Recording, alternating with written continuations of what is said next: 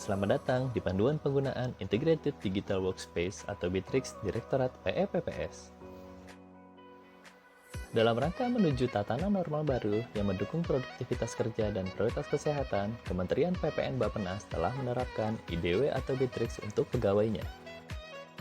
Dasar hukum dari penerapan Bitrix yaitu Surat Edaran Menteri PPN Kepala Bappenas Nomor 1 Tahun 2020, Surat Edaran Nomor 2 Tahun 2020, dan Surat Edaran Nomor 10 Tahun 2020.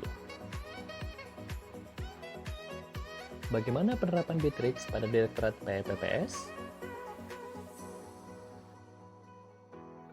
Direktorat PEPPS sudah menerapkan Bitrix untuk login dan clock out dan daily reporting, namun belum maksimal, sehingga masih terus disosialisasikan untuk penilaian produktivitas dan kinerja. Mari saatnya memulai implementasi Bitrix di Direktorat PEPPS. Mari kita mulai. Contoh implementasi Bitrix pada kegiatan evaluasi RKP. Contoh ini dikhususkan untuk level koordinator atau rekan-rekan yang akan membuat tas atau subtas baru.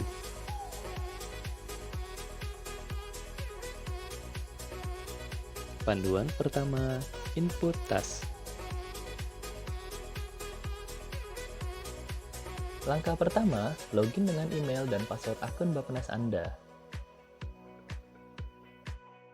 Langkah kedua, klik menu Task and Projects yang tersedia di kolom bagian atas. Dilanjutkan dengan langkah ketiga untuk mengklik New Task pada kolom yang berwarna biru. Setelah layar berikutnya muncul, langkah keempat, ketik nama task yang akan diinput.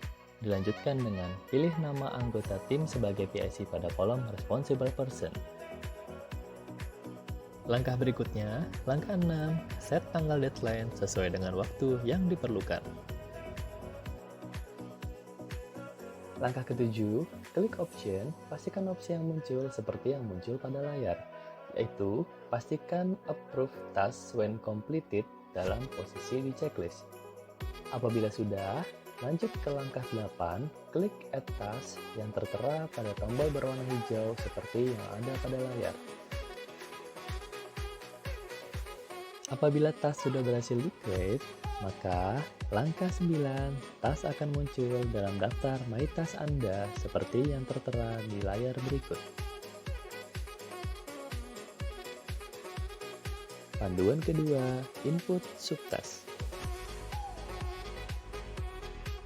Langkah pertama, pada layar My Task, pilih task yang akan dibuatkan subtasknya, kemudian klik tanda berbentuk garis 3 sebagai berikut.